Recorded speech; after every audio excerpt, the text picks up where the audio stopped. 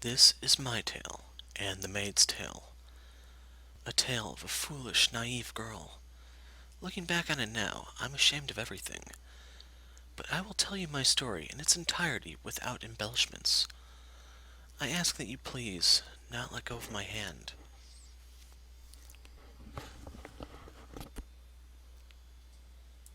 The only things the knights left behind were a garment and a large pool of your blood.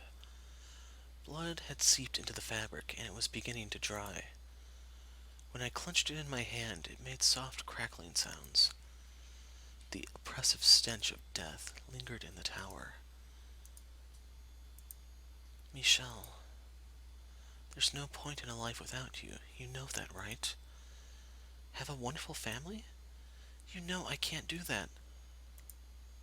Hey, Michel, answer me. Come back to me.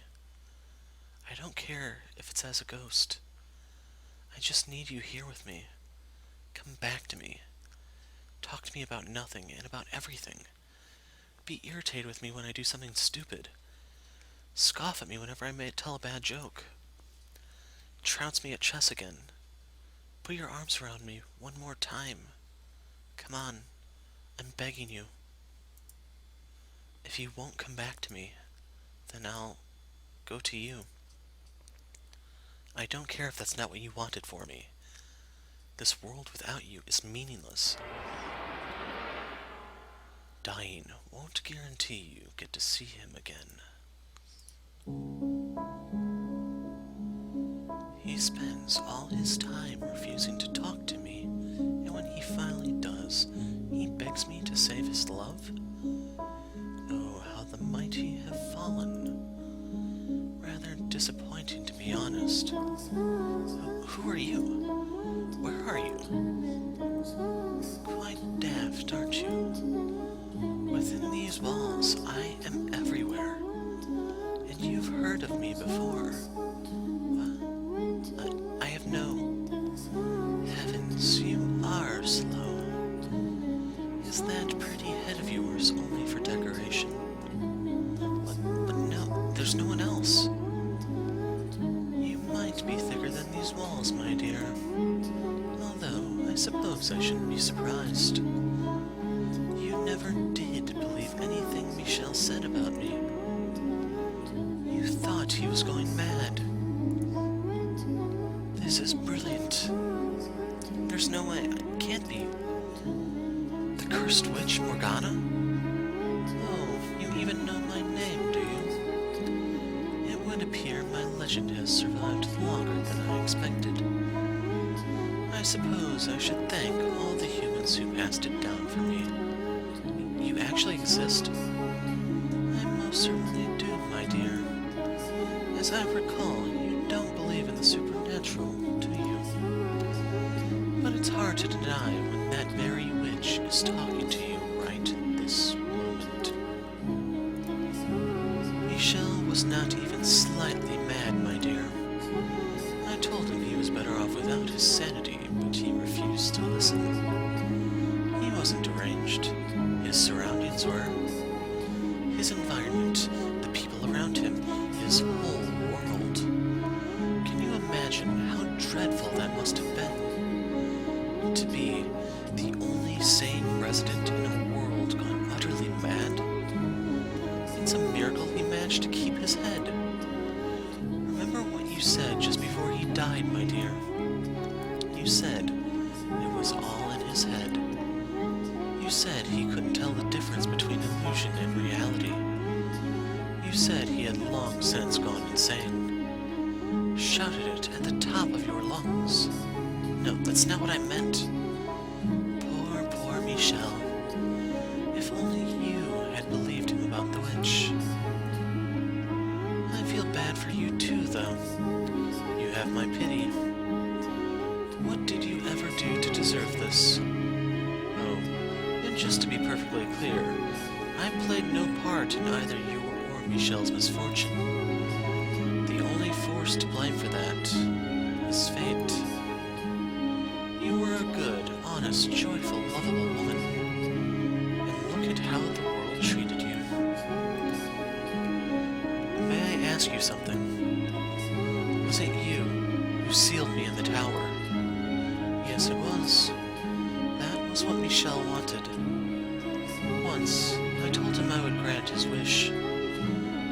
did as he asked. Though it looks like that ended up causing you even more pain. How tragic. So, you're planning to die? Or are you hoping to reunite with him in heaven? That plan's destined to fail from the outset, my dear.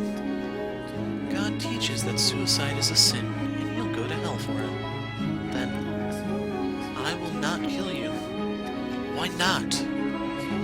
Because I swore to Michel that I would save your life. Poor Giselle. If you have any other wish, I'll be happy to grant it. I can't bear to see you so miserable. Wish. You have but a single desire right now. To see him once more. It's that, right, Giselle? Are you saying you can make that happen? You'll bring him back to life for me? The forces of life and death are outside of my realm. That is God's territory, or the angels. However, I can guarantee you this. His reincarnation, no, his reconstruction.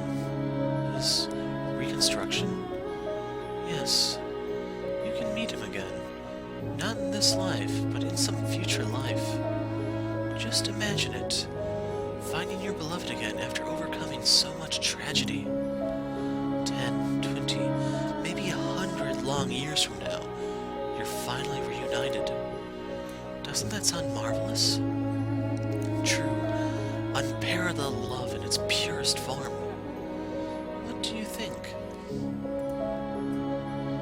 Just because you can bring his soul back doesn't make it Michel. I want to be with him, that brusque, impenetrable, slightly immature, but gentle as a butterfly man. The man who sincerely, deeply loved me. If it's the same soul in a different body, can you still call him my Michel? My apologies. You beat me to the punchline, and you did so with such ardor you threw me off balance. You're exactly right.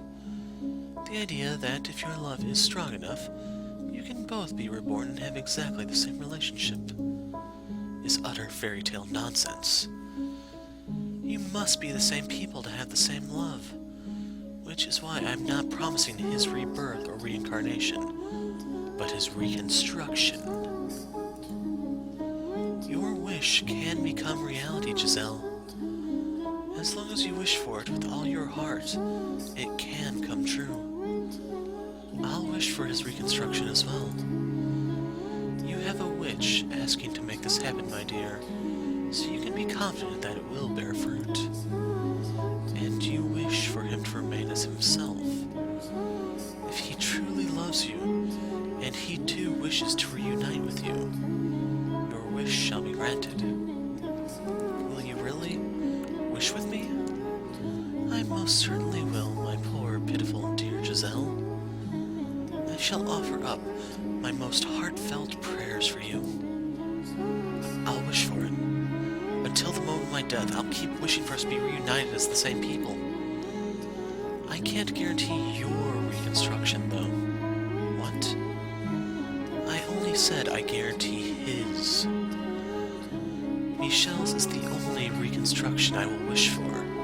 I will not ask for yours. Why not?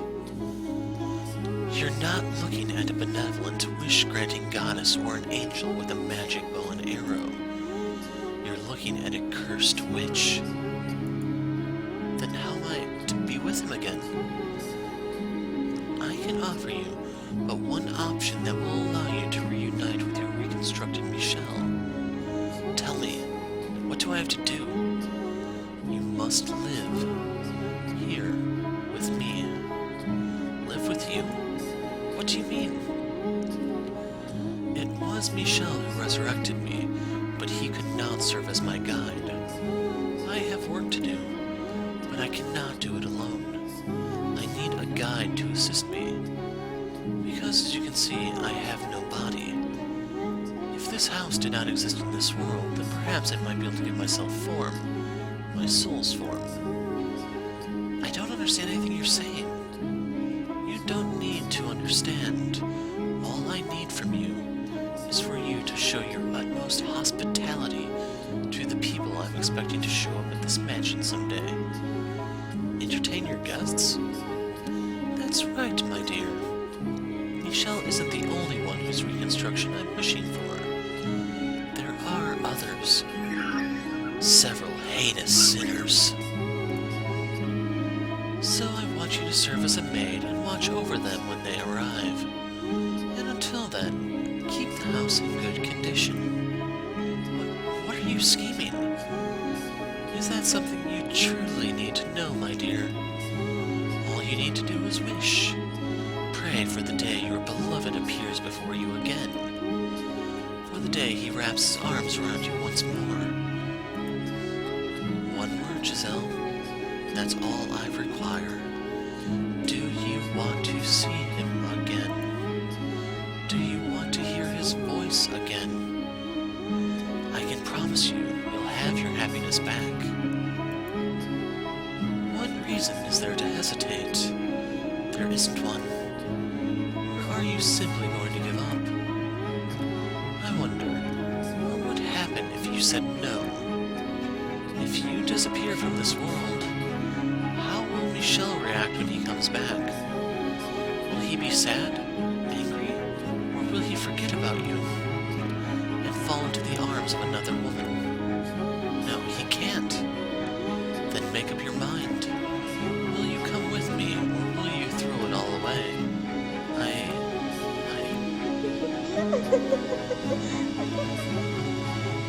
If I had given it a little thought, I would have realized she was manipulating me. That she was just telling me what I wanted to hear. But I believed her. I accepted her proposition. As unbelievable as it sounded, my desire for it to be real overpowered everything. It was impossible not to grasp at the straws she was dangling in front of me. That was all I could do at the time. The witch's voice also had an inexplicable power to it. It made me believe, as outrageous as it was, that she really could bring you back, reconstruct you. Maybe because I had seen her turn a door into an unmovable wall, or maybe because I had heard her disembodied voice. But I don't think those are enough to explain it. My guess is she had me under her spell. That was the moment I became the maid. But I assure you, I was, at that point, still the same Giselle you knew and loved.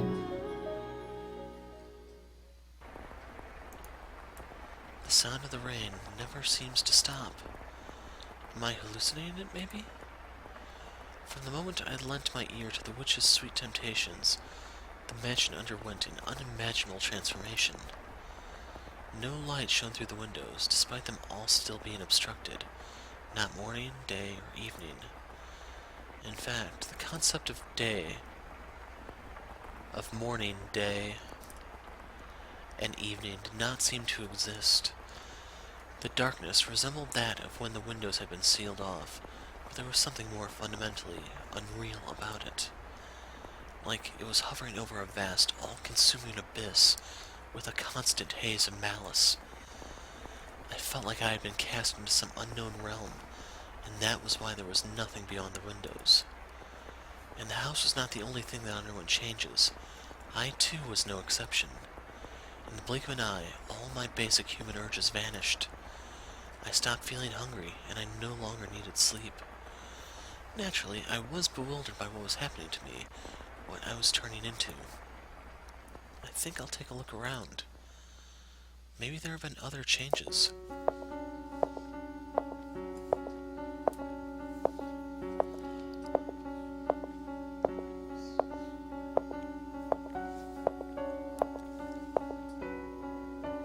So I meandered through the mansion's halls. My original intent was to explore the entire house, but I found myself drawn toward one room in particular. That's right, your bedchamber.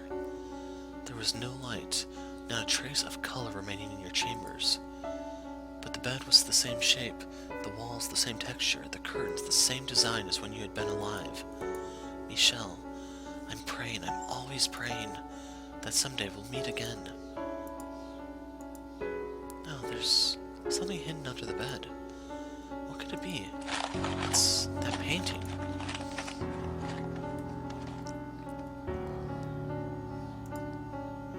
I never did get to ask why he got so angry about me seeing this. I'm sure it's something he didn't want to be reminded of. Perhaps having to do with his family. I was right not pressing him about it. What?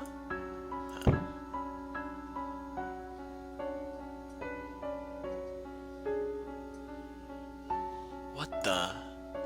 Did the painting just smirk at me? Oh God. Jeez, Giselle. What are you doing, tripping over yourself? It was just that accursed witch messing with your head. No need to get spooked over a tasteless prank. When I stumbled, I guess I knocked a drawer open. There's something inside. Letters, it looks like. I shouldn't touch these, they're not mine. But I want something of Michel's to have. Something to remember him by. His letters would be in his handwriting. They would contain his words. Please forgive me, Michel. I don't mean you any ill will, but I'm going to take these. I must say, there are an impressive number of... What the? What on earth? It's like someone dropped an inkwell on every page, but why? Was this the witch's doing too? Yeah, it has to be. It must have been her. It definitely wasn't you, Michel, was it?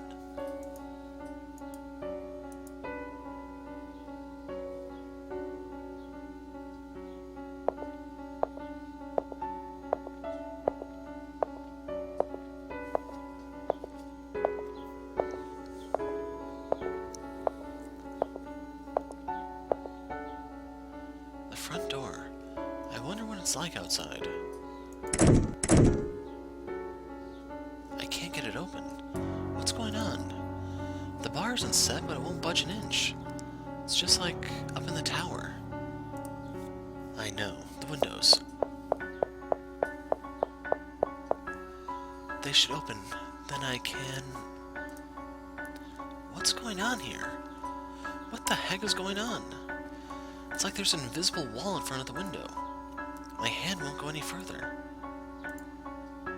This is rich. What else can I do but laugh? What in the world? This is madness. Hurry up, Michel. Return to me.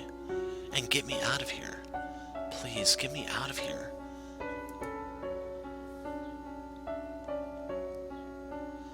I had no idea how to explain anything that had happened to the mansion, but it was clear enough that I was imprisoned within its walls.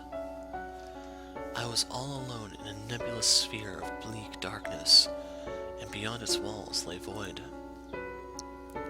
The layout of the house remained unchanged, but I felt as though I had wandered into a twisting labyrinth.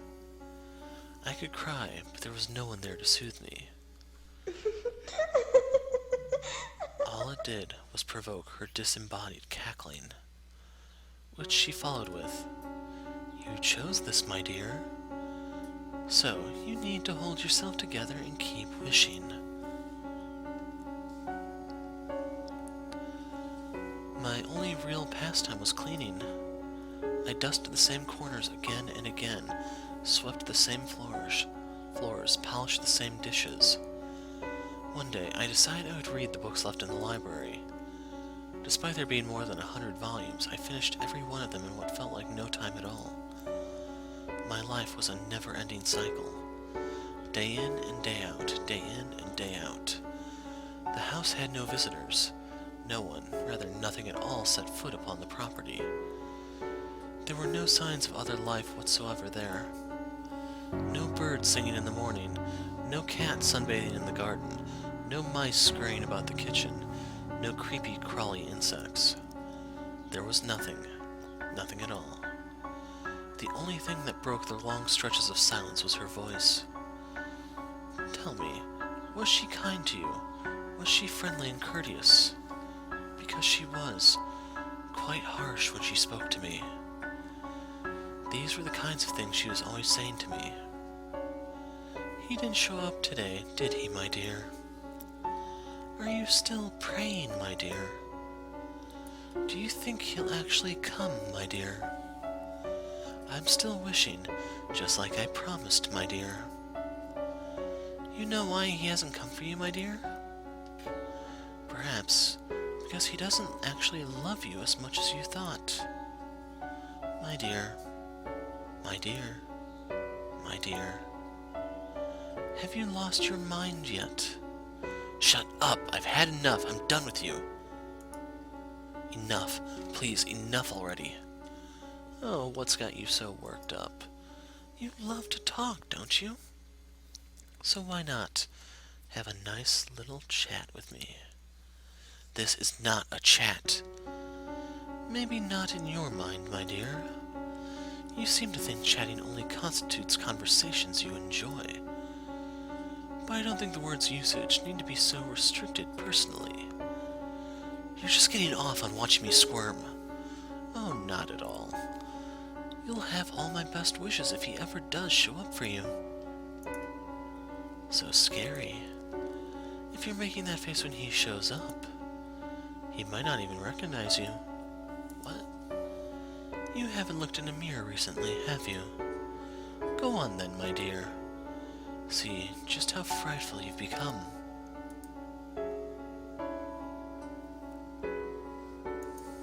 No. The witch was right. I looked nightmarish. My face was pale and lifeless, my eyes hollow, my cheeks sunken, heavy bags beneath my eyes. My hair had lost its sheen and grew wildly. I was quickly losing everything that made me recognizable as me, and the thought sent a shiver down my spine. No, this isn't me.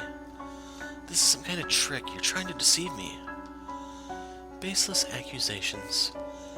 You really must stop blaming people every time something doesn't turn out the way you want, my dear. But, my face was more what? More expressive, more cheerful, brighter, rosier. You're right, you never were this gloomy, were you? Right, I was always more cheerful than this. Naive girl, could you be any more narcissistic? What you're looking at is undeniably exactly what you look like now. Time did not do that to you, nor did I. The negative energy oozing out from within you is what's causing you to take on this form. Did you think you didn't have any dark, ugly emotions inside you? Did you believe you would always be able to smile no matter what? Did you assume you were pure and beautiful? No one like that exists, my dear. What you see in the mirror is the true you, your hideous, twisted heart. If you weren't always being so nasty, this never would have happened. Anyone's heart would be twisted listening to you long enough. So you're saying Michel's heart was twisted too? I spoke to him for years. No, I'm just teasing. I suppose I may have crossed the line there. I mean you no ill will, Giselle. Honest. Allow me to give you one word of advice, though. Look at yourself in the mirror often. If you continue deteriorating at this rate and end up looking like a corpse, when Michel comes and sees you, he won't jump for joy, but run away screaming in terror. Stop talking. Please just stop. You know, Giselle, this is only the very beginning. He might not show up for hundreds of years. I can't live that long. Absolutely brilliant. You still think you're alive. What? The moment you agreed to come with me, you ceased to be of this world. So don't worry about time, my dear. You can wait as long as it takes. As long as it takes for him to arrive. As the witch had suggested, I started checking my appearance in the mirror every day. I wanted to ensure I didn't turn into some horrifying creature. My hair grew, so time seemed to be passing, but I didn't appear to age at all. The flow of time had become perplexingly vague and uncertain. Was it stopped, or was it moving? I couldn't tell. On occasion, I would practice smiling in front of the mirror. My smile was, after all, my one really distinctive feature. I was certain you had seen me smiling more than anything. Even if my appearance had changed drastically, I thought, you would still be able to recognize me by my smile. A woman staying alone in front of a mirror practicing how to smile. I'm sure that was quite the comical sight. And that was how my days went, for an incomprehensibly long time.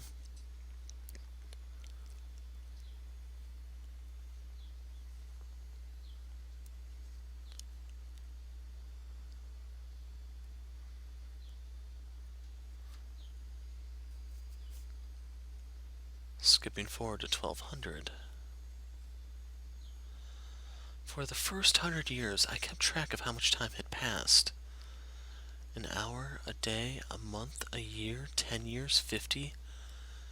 But once it had surpassed a person's average lifespan, the counting started driving me mad, so I stopped. My sense of time began to numb. In place of sleep, I spent my days in a trance-like state. Doing so, I was less aware of the passage of time, which made it a little easier to bear. Suspended in this bubble of time, my mind went out to you.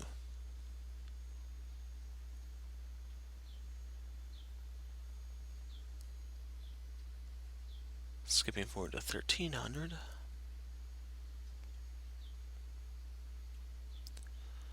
The next thing I lost sense of was myself.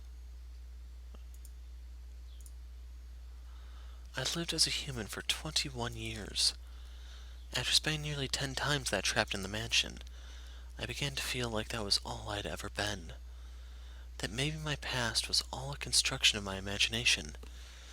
That, as an otherworldly being, I merely fantasized about being human. Had I actually had a family? Had there actually been other people in the world? Did cities and villages really exist? Was there ever really a time when light shone through the windows, when we were happy? But I knew if I started doubting everything, I wouldn't be able to maintain myself.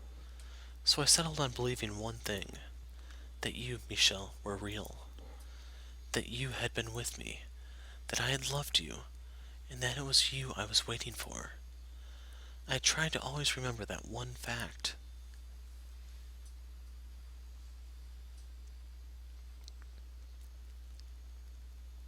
Skipping forward to 1400.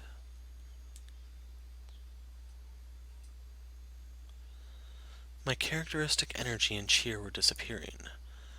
By then, I hardly ever raised my voice anymore. In response to that change, the witch seemed to treat me a little nicer. On occasion, I thought I could sense her presence nearby, like she might reveal her form to me beyond the darkness, instead of only speaking to me. I could feel her sitting beside me. Giselle, do you think you're still Giselle even now? I suppose it doesn't matter either way.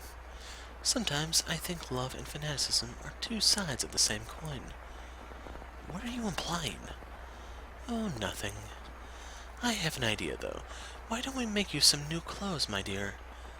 The loom should still work, thanks to your keeping everything in order. That outfit's an artifact of an age long past by now. You know how long it's been? Vaguely, but yes. As we speak, time still marches onward. Not too quickly and not too slowly, but at the same pace as you're breathing. Now, on your feet, Giselle. We have plenty of time, so let's make you the perfect maid's outfit. And if we don't have enough materials, we can make more thread from the sheets or curtains. How exciting!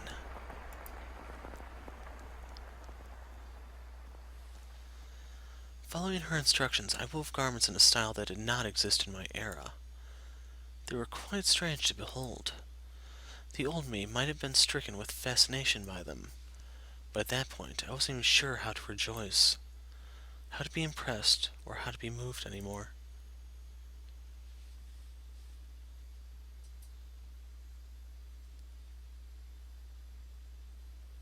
Okay, we're up to 1500.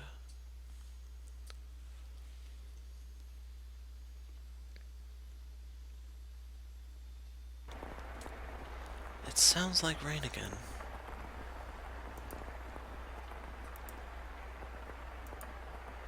What year is it? It doesn't matter what year it is. It doesn't matter where it is. As long as you're there, it can be anytime, anywhere. Where are you, Michel? What are you doing? I'm still praying. I'm still wishing for you to appear before me. Forever and ever and ever. And ever and ever and ever. I've been praying for so long, I don't even know how long it's been. Before you left, you said you were going to pray too. You said you hoped we could meet again in another life. I'm not misremembering, am I? Michel, come back to me soon. I love you so, so very much. But my memories of you are starting to fade. What did your voice sound like? What kinds of faces did you make? Where did you like to put your hands on me? I don't want to forget. I want to always remember. My memories of you are the only thing holding me together. But they're slipping away from me. How did you speak? What kinds of things did you talk about? I'm losing all these memories. Please, Michel, come back to me, before I forget everything. My beloved master.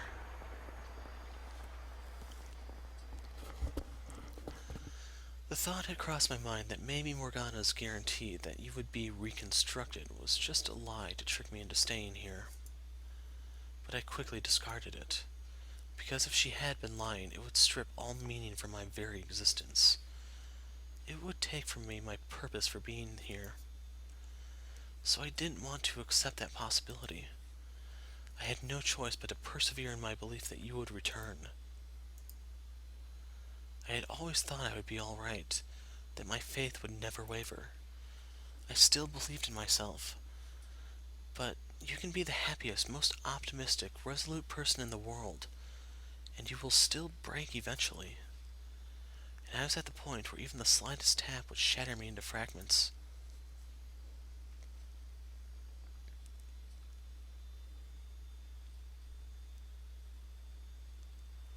$15.91.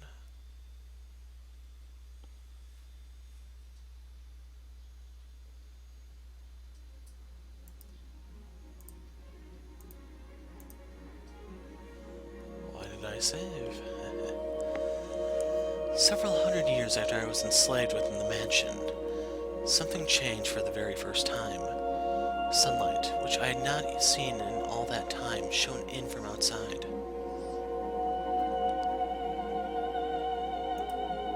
At first, I did not believe it was real. I thought it was a hallucination born of my inner desires, and I thought I must have completely lost for my fantasies to have escaped my mind. But it didn't matter if it was all an illusion. The gentle breeze blowing in through the wind felt wonderful. The smell of grass, the chirping of birds, the glistening blue sky. It was like 1,000 memories rushing back all at once, and it brought tears to my eyes. The time has come, Giselle. It's time for you to get to work. And as she always did, the witch's voice crushed my elation, dragging me back to reality. Reveling in the sight of the outside was the last thing I should have been doing, for it was that moment that began my true decline. Work? What kind of work? Have you already forgotten? Oh, good heavens, do you have your head on straight, my dear? As I said, I need you to watch over the house, and show your utmost hospitality to those who show up. Is someone? This is merely an appetizer. It looks like someone's here. Hold on, I have no idea what I'm supposed to do. Do the same thing you have been doing. Be a maid. Convince the house's guests that this is a wonderful place. Make them enjoy their stay.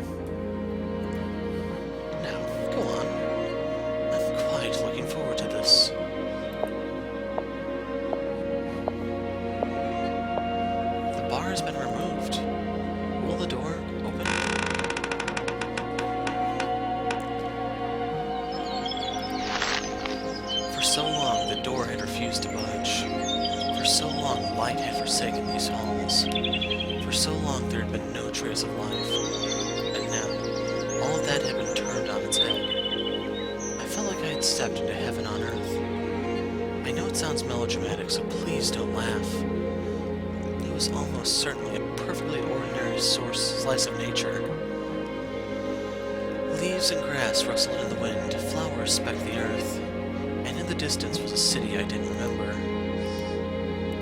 I wondered where I was, of course, but I neither shouted nor jumped in surprise. Instead, I found myself accepting of my circumstances, as unnatural as they might have been. As I was standing there idly before the entrance, a carriage rolled up. Egad, could this road be any bloody worse? It's in dire need of paving on top of everything else. Who might you be, young lady? That outfit. You speak in a different language. The middle-aged man approached me. From his attire and the way he held himself, he appeared to be upper class. However, the words coming out of his mouth were not in the language I had grown up speaking. Could this mansion have moved somewhere far, far away? Naturally, I had no idea how such a thing was possible. The longer I stood there staring at him absent-mindedly, the more incredulous he became. My immediate mission was to overcome the language barrier. Fortunately, I suppose I was able to understand bits and pieces of what he had said. As merchants in the capital, my family did business with people from other countries, and as a result, I had learned a handful of words. The problem was, it had been so long ago I had no confidence whatsoever in my ability to hold a conversation. I am a servant. Servant? Can't say I remember asking for a lady servant, but I suppose these things do happen. Doesn't much matter who they sent. Who are you? You weren't informed? Bloody hell, off to a great start, I see. Well, what can you do, I guess? Name's Hayden Rhodes. Just a retired old man. As I'm sure you already guessed, this man was the Rhodes siblings' grandfather. He was also the first person I served under as the maid.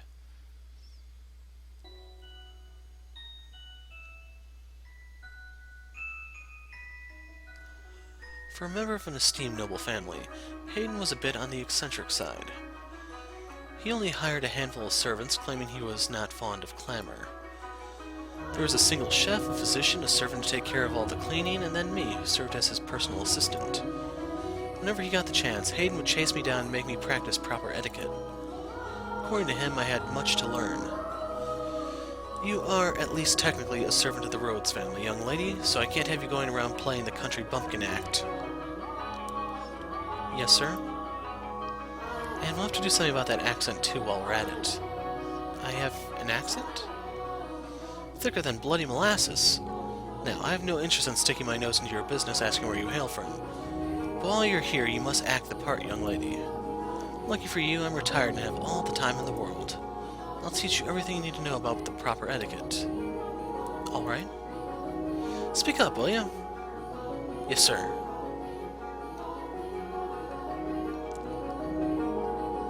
Hayden did not go easy on me either. In addition to my day-to-day duties, I studied etiquette, the language, proper pronunciation, and formal diction. Anytime I made the slightest mistake, he would shout his dissatisfaction. Listen carefully. A servant is the face of a house. A servant's gaff is her master's gaff. Always keep this in mind. You're not just a maid. You must always act with elegance and grace. You must always maintain your composure, even if the house is falling down around you. Whatever happens, you deal with it quickly and quietly. Your language must be immaculate. No ums, uhs, or pauses. For any reason. Yes, sir. No stammering either. Sorry. Bloody hell, you are not going to make this easy, are you? Whose idea was it that a country bumpkin would make a good servant? I'd like to give him a piece of my mind. I'm not from the country. Not even slightly. I was raised in the capital. Is that so, eh? A prim and proper city girl, are ya? In that case, you should be a quick study. Absolutely. I can learn anything in a week, tops. Piece of cake. Is that so? Alright then, starting tomorrow, I'm tripling your lessons. I didn't think this through. In addition to being my master, Hayden was my teacher. When he yelled, he grew twice his size, and I shrunk to half mine. But it wasn't at all an unpleasant experience, because I knew he wasn't raising his voice to belittle me. His instruction may have been harsh, but it was human interaction. There were people around that I could talk to, and that was wonderful. I was starting to regain some of my humanity. Unlike me, you've still got a long life ahead of you, young lady. I don't know what kind of life you've lived, but I can't imagine it's been all that easy. Not many servant girls your age without a home to go back to. Which is why you need to learn this. Once you've got all the rules and customs down, you'll be able to hold your own at any noble's estate. You shouldn't have any trouble keeping yourself employed. I'm sure you think I'm a loud, obnoxious old man, but I believe we met for a reason, so I hope you'll stick with me. I don't think about you like that at all, Master. You're a remarkable man. One more time. I deeply appreciate your generous consideration, Master, from the bottom of my heart. Aye.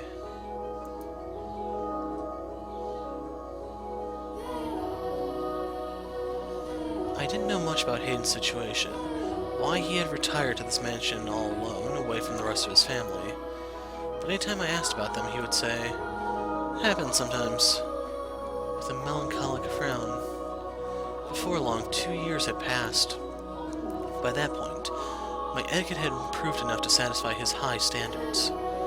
In that time, the mansion underwent a number of decor changes as Hayden brought in sculptors to work on different areas of the house. He also sealed off rooms that were not in use, such as the observation tower and the chapel. It was a sad thing seeing areas with so many memories for me falling into disuse. But as a mere servant, I had no say in the matter. In addition, Hayden seemed to greatly enjoy renovating the house, so I watched him warmly. The furniture was all gradually replaced, gorgeous paintings hung on the walls, colorfully patterned curtains installed.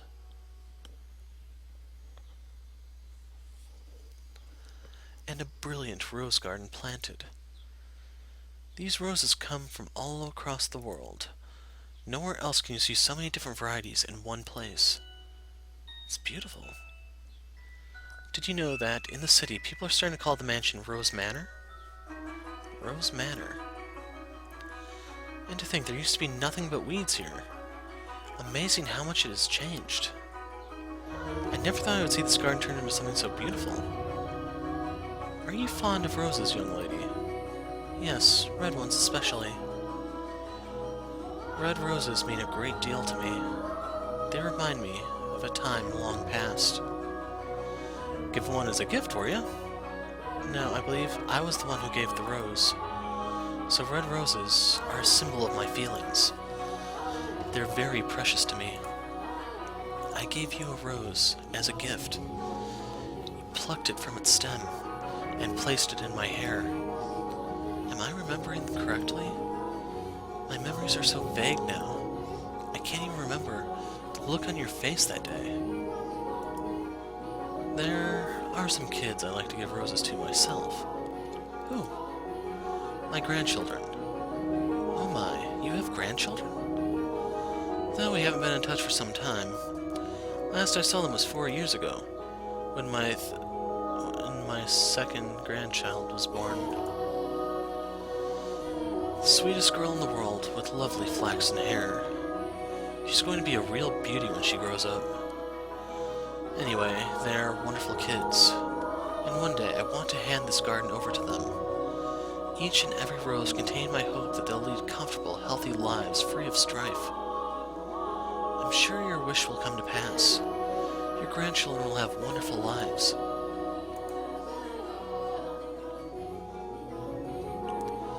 The grief of not having you around still weighed heavily on my mind, but I was slowly approaching contentedness. Life with Hayden was slow and uneventful, peaceful and relaxing. I imagined my heart was seeking anything to alleviate its pain, and I found that in the beautifully remodeled mansion, the garden blooming wildly with roses, and my time with Hayden. I was even beginning to think this life was enough for me. that I would okay with this being the end, if it meant more of the tranquility I felt. I was like a coward, considering giving up the fight. Please do forgive me for ever considering such a thing.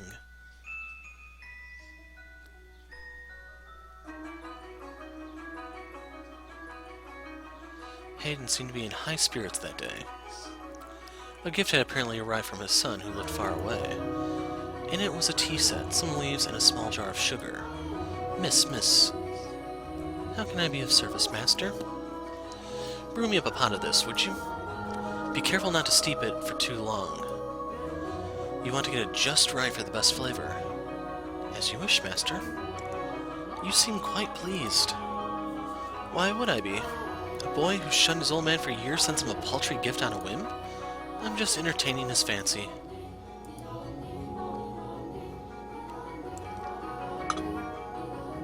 Your tea is ready, master. What a wonderful smell. Tea and roses are life's best damn spices. Now let's see what the boy chose for me. If it's no good, I'll be sure to write him an angry letter. He looks so happy. He must really love his family. It's a little bitter. Shall I brew another pot? No, it's not your fault. Must be something in the leaves. Would you like to add some sugar, then? There was a small jar of it with the tea set. Now that's some bloody fine sugar he's procured. White as snow and sparkles at the light. He chose it just for you, master. Bloody hell, what demon possessed him? Alright, give me 2 spoons, then. Yes, master. Here you are. Splendid. This is some exquisite tea. The sugar balances the bitterness of the leaves perfectly. I guess that boy does have some... Master? Master! The doctor. I need to find the doctor. Water. I'll get you some water right away. So please hang in there.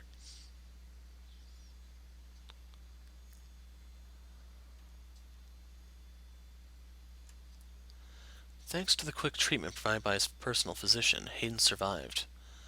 But he didn't make it out with much more than his life. He was permanently bedridden by the affair. Evidently, the sugar I had placed in his tea had contained poison, which had done irreparable damage to his nerves and muscles.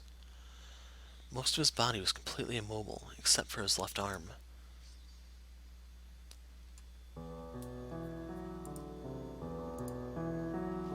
Can I bring you something? Some water? I've had more than my fill of water. You don't need to wait on me hand and foot. That face says you need to distract yourself by working. Remember what I told you. A noble family servant must always act with elegance and grace. You must always maintain your composure. But how can you expect me to remain composed? If only I had examined the sugar more thoroughly. You never would have noticed, young lady. I examined the sugar and didn't see a bloody thing wrong with it. He was damn crafty, that's for sure. Why would he do this? His inheritance, I presume. Something must have come up and he needed money quickly. That's no reason to poison your own father. Blood is nothing but an obstacle to ambition. Or maybe he just hated me. How could anyone possibly hate you? Perhaps that could be said of the me you know. But when you live as long as I have, you're bound to make an enemy or two. Mine just happened to be my son. I was planning to give him everything anyway. He didn't have to do this. It all would have been his. Master, killing me doesn't accomplish anything. But I guess it doesn't much matter. Say, could I ask you something, young lady? What can I do for you? I don't want it to get out that Hayden Rose was poisoned, so could you tell people that I passed away peacefully with a beautiful nurse tending to my every need? You're not dead yet. Please don't talk like that. You're scaring me. no stammering. But I'm not saying it'll happen immediately, but I am an old man, and one day you'll wake up and I'll be gone. This is about my own pride, not my son. The last thing I want is to go out with a black spot on my name.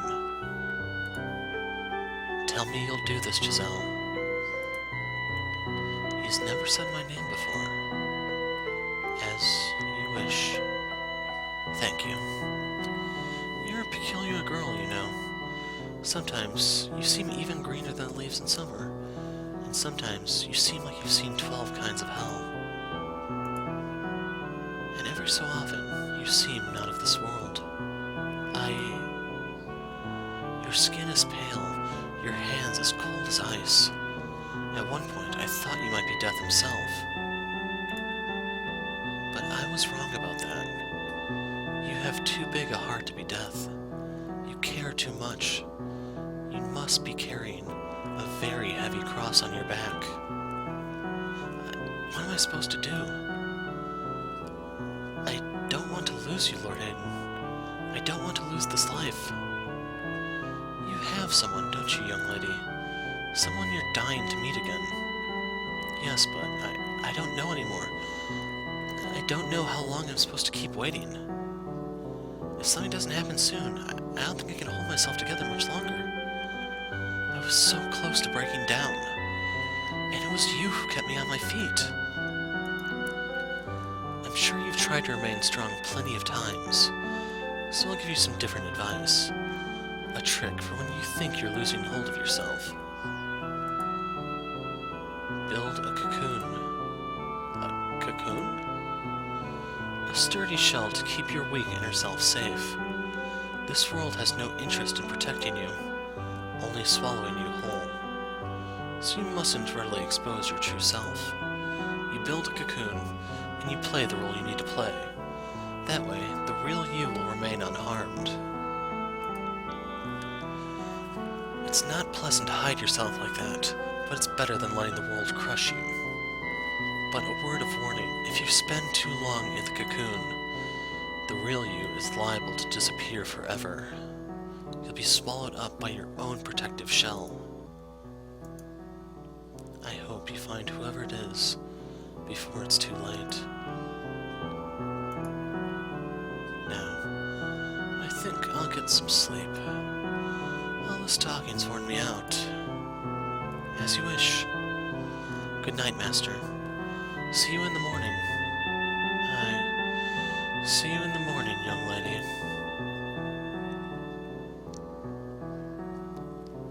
The next day, Hayden was dead. He had strangled himself with his left hand. I should have been more attentive. I should have recognized how much pain he was in. How much it crushed him to have been betrayed by his own family. I should have realized how he truly felt, how fragile he really was. I fell into a hopeless gloom.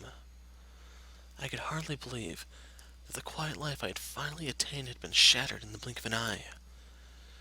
Hayden's other servants quickly went their own ways, and I vividly remember the dirty looks they all gave me. Everyone who knew how he died assumed I had done it. I had no reason to kill him, though, but they had more than enough to believe so, for I had indeed been the last person to see him alive, and I held firmly to the story he asked me to tell. While I was unable to convince the other servants, his family was far more accepting of the story that he had departed for the next world happily, though that did not make the truth any less heartbreaking, especially since I was the only one who knew it. Why does this always have to happen? I was happy, but I can never seem to keep hold of it for more than a flash. Despair always comes marching in to rip it away. What am I doing here? What kind of person were you, Michel? What kind of person was I? Oh, my dear, you look positively miserable. Why should you despair at the death of some strange old geezer? Morgana. Was Hayden one of those whom you wish to be reconstructed? I have no interest in that wrinkled bag of bones. was one of them, do you think I would have let him go so peacefully? Peaceful? You call that peaceful? You call this misery peaceful? I most certainly do. And since you do not seem to understand this, the pain of death lasts but an instant. The worst torture can only be inflicted upon the living. Setting two loved ones against one another, manipulating one into taking the other's life, and then forcing him to live with that. The stage hasn't even been set yet, my dear.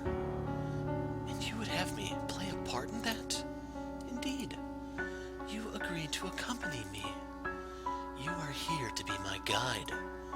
And you're doing a wonderful job of it so far. I haven't done anything. Oh, but you killed that old man, did you not?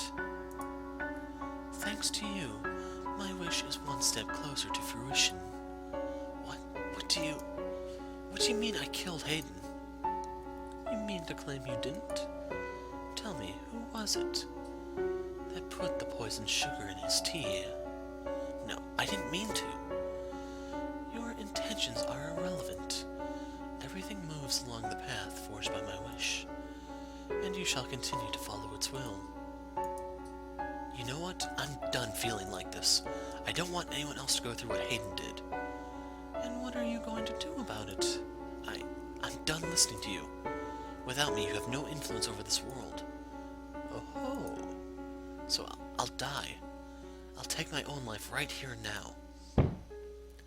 I grabbed a nearby knife and held the tip against my breast. My hands were shaking, my heart was pounding, my whole body was racked with terror, but I could have sworn I heard Morgana gasp. This was her one weakness, I thought. What are you thinking? Don't do this, Giselle. Don't be foolish. Put the knife down right now. I'm done. I'm done trusting anything you say. Giselle, put the knife down. I've missed you so very much, Michel. I've wanted nothing more than to see you again. But if my being Morgana's guide is going to cause other people suffering, then I can't. It's all over, Morgana. Huh? There's no blood. Not even pain. Why? Absolutely brilliant. I told you not to be foolish, but you just wouldn't listen to me. Such a silly girl. I really am.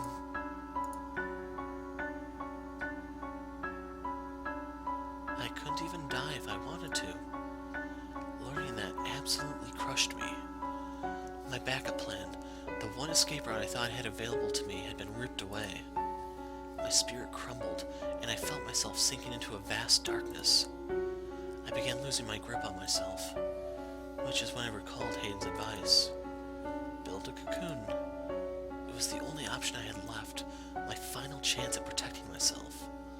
Although ultimately, I was unsuccessful at that endeavor, as you know. By that point, my mind and spirit had all but been lost, eroded away by the years of solitude, the witch's whispers, the brief glimmer of happiness, and the eternal, boundless darkness it had left me in. It was in that moment that all light drained from my eyes, and it was in that moment that the Maid was born.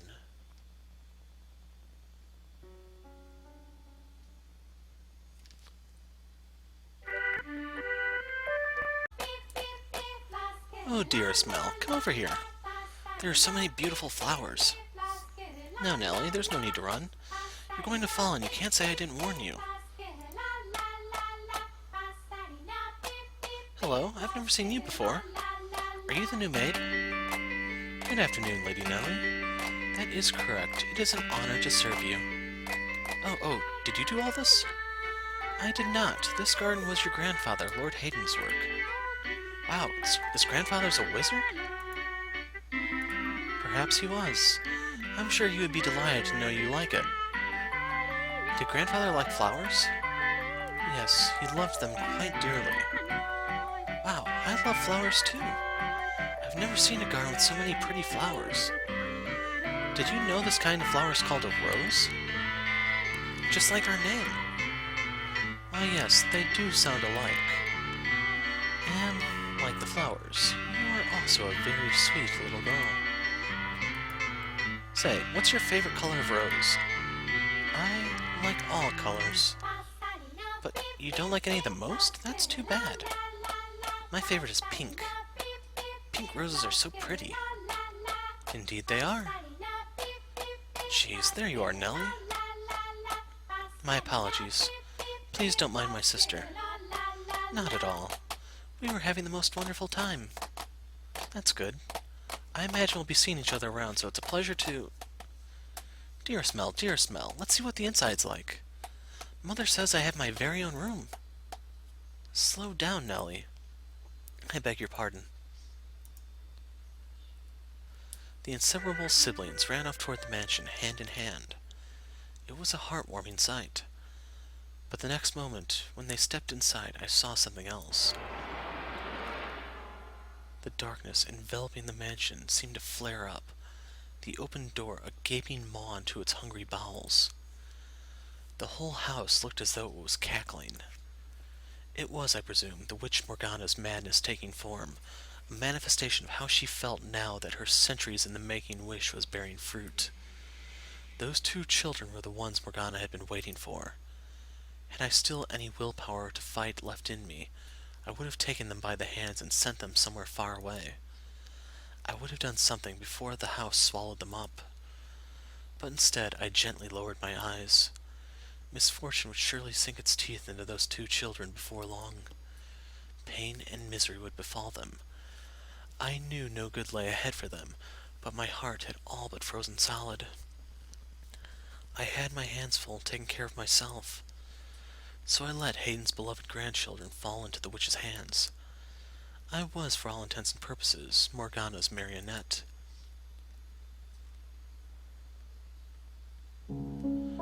At long last, it has arrived.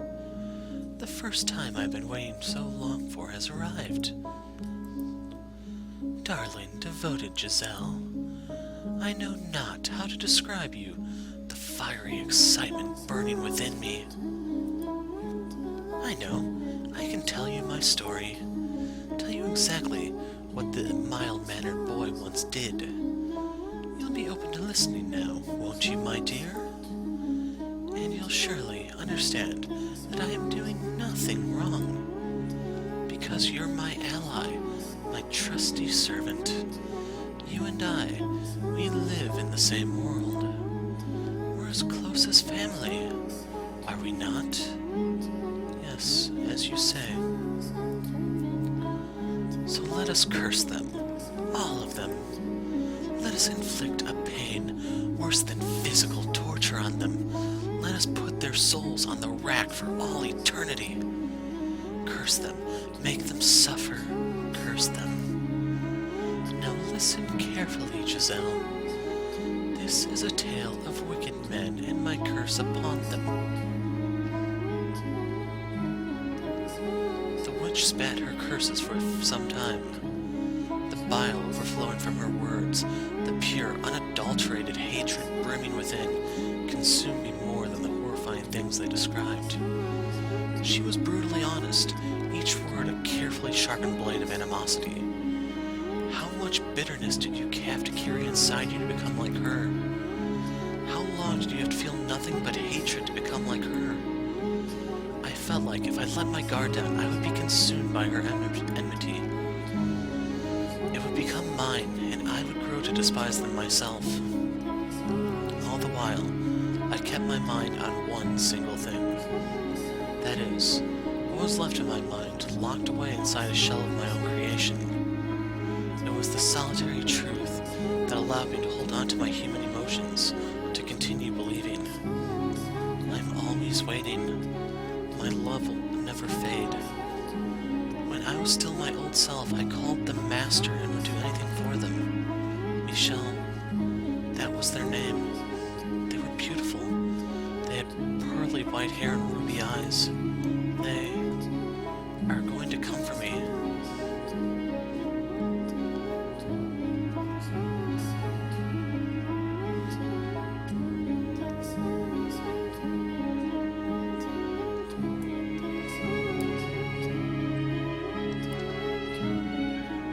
Michel, all I can remember about you is your name, your glassy white skin, your fiery red eyes, and your snow-colored hair. Nothing else. And that's why, when I saw her that night, dripping from the storm raging outside, I thought, you're finally here. Because I didn't remember enough to know any better. You already knew who I speak of, don't you? The person who called upon Rose Manor that fated stormy night. The girl with almost translucently pale skin, chillingly white hair and eyes like jewels. What a beautiful girl. Her hair, her eyes, her porcelain skin. It all matches the person in my memories. She must be the one I've been waiting for. If she is... Is something the matter? No, I thought I felt someone watching us. It's only your imagination, I'm sure. If not your imagination, then perhaps some unseen force was watching you. Unseen force? Are you familiar with how people refer to this mansion? Rose Manor. Yes, indeed. It is called Rose Manor because you can smell the sweet fragrance of the rose garden even at a great distance. That is not what I mean. It is said that a witch resides within the house. A witch? I have not heard any such stories.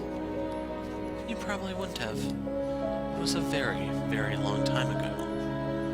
Nothing you need to concern yourself with. You have a peculiar presence about you. Should I consider that a compliment? A peculiar presence, she says. Does she sense something in me as I do her? This has to be her then. Her name. I need to ask her name. It's getting late. You should get some rest. A room has already been set aside for you. But first, may I ask you one thing? Yes? I do not believe you have given me your name yet. My name? My name is Michel. I knew it. You are the one. What? You are the one I've been waiting for. I have endured so much in anticipation of this moment. So that I could reunite with you. You came to this place to see me again, did you not? Held tight to those wonderful memories until you could make it back to me. I never gave up hope. I always believed, and I hope you'll praise me for that. And I ask you to please say my name. To please make me... I don't know anything about you. I'm sorry. You seem to be confusing me for someone. We've never met before now. You jest. You are Michel, are you not? That is my name, yes, but it's a fairly common name. Surely you're confusing me with... That cannot be. That white hair, white skin, those red eyes, and that name. The name of the Archangel. Everything about you is the same. How can you say you are not my Michel? Please, Michel, remember for me. Stay away from me. I'm sorry. I didn't mean to be rude. You would reject me? I'm so sorry. I honestly don't know you. So you care nothing anymore for the time we spent together. We have not spent any time together. You would deny everything? I'm sorry. I see. I see. So you feel nothing for me anymore. You do not need to say anything. I understand. You are feeling a great deal of disgust toward me. No, or perhaps it is fear. Yes, you were always so kind. You would not easily allow yourself to succumb to hatred. I understand. please, forget everything I have said. Who are you? I am but a simple maid, nothing more.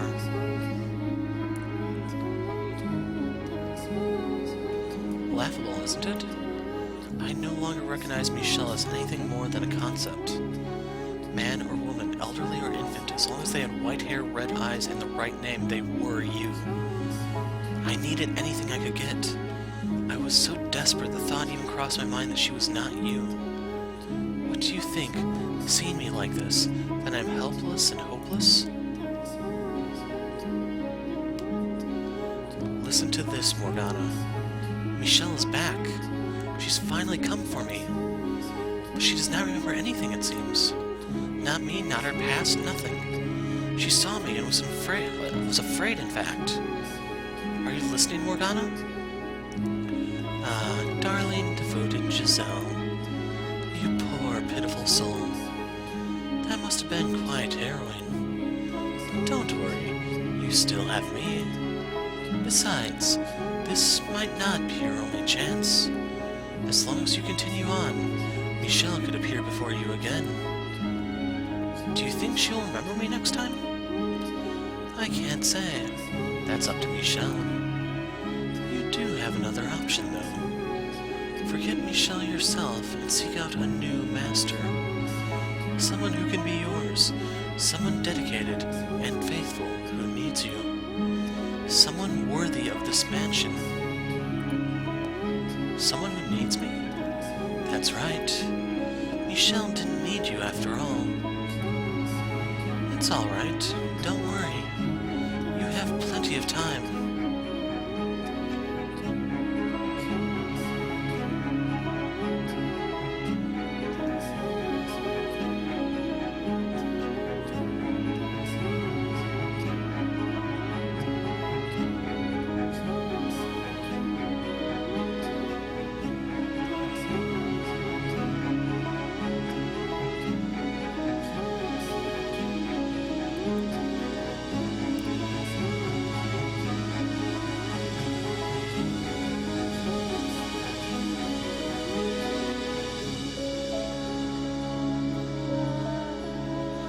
If you're interested in these conversations, you need to go back to the first chapter.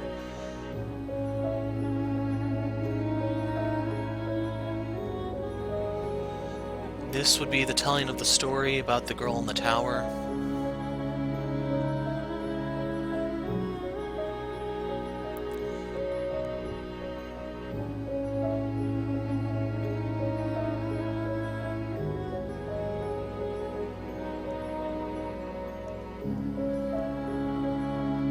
This is getting prepared for their date at the theater.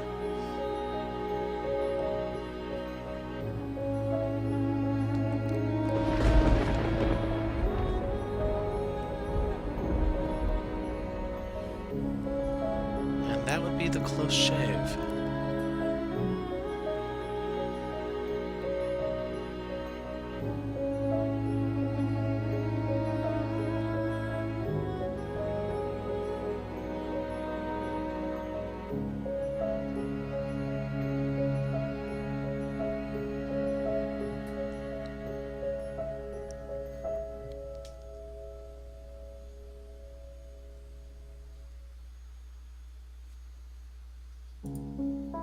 It's raining again today.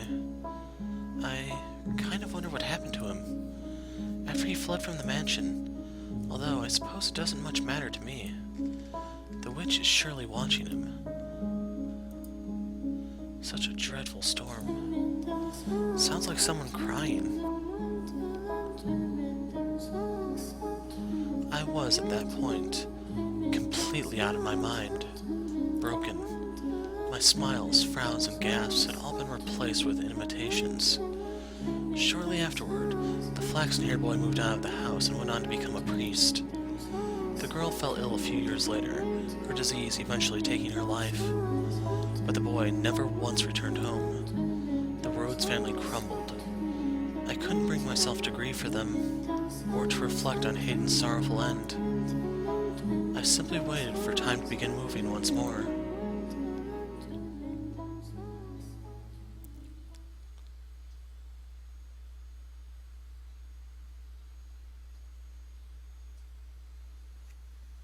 1707.